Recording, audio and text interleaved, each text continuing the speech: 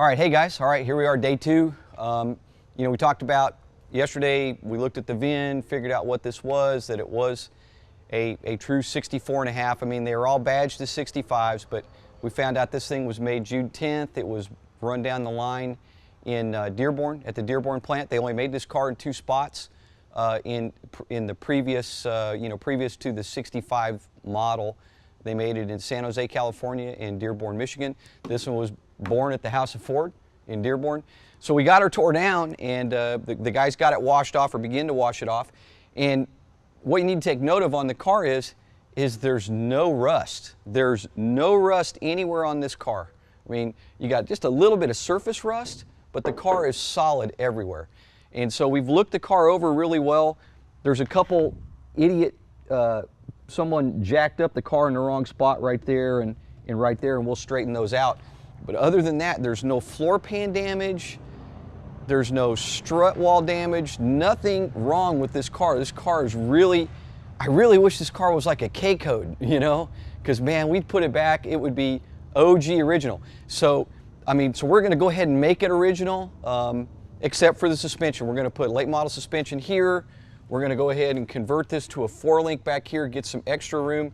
Part of the problem with these older cars, the leaf spring was right here, and you could not even get a decent sized tire in here because you ran into the leaf spring.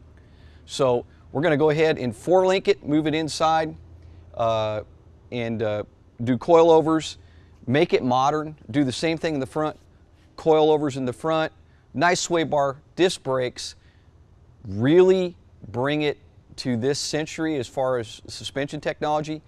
But we're going to take that little 260, we're going to go ahead and put aluminum heads on it. We're going to go through it, put some great rods and stuff in it, make it where it'll turn like 7,500, 7,800 RPM, put a nice standalone fuel injection on it, so this thing will just be a screamer. Now, you need to think about something. New Mustang, 43, 4,400 pounds. If you get the GT350, it's making 600 horsepower, so if you do the math, this car right here when we get done is going to weigh about 2,500 pounds, 2,600 pounds. We're going to be 2,000 pounds lighter, have about 350 horsepower. Power to weight ratio, we're going to have just about the same velocity moving this thing as if we were in the new car with the big horsepower, because this car is quite a bit lighter than the new car. But yet we'll still have all the great brakes and suspension under it. So when you put them up side by side, they ought to just about perform in a straight line the same way, and really corner just about as well, because we're going to have less sprung weight, less mass of car sitting on top of the springs. So this car really, it'll be light, it'll be nimble, it'll stop, it'll be a lot of fun to drive, and we don't need that great big horsepower. Now, of course, there's no, no replacement for displacement. It'd be great to have big power in here, but then it just throws the build so far up price-wise that if we put a big Coyote in here and twin turbo it and all that stuff, now we're talking about an $80,000 car.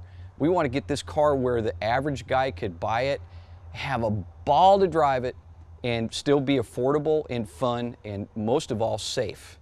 And of course, hit the cool factor, right stance, everything. So, a little bit about it. Like I said, you can see it's in great shape. The reason we're documenting this is so when we do sell this car to somebody, they'll realize truly what they got. They have a survivor. This is like, in Mustangs, guys, you don't see this. If you're a Mustang guy, you know what this normally looks like. There's a hole you could drop a 5-gallon bucket through in multiple spots in this car.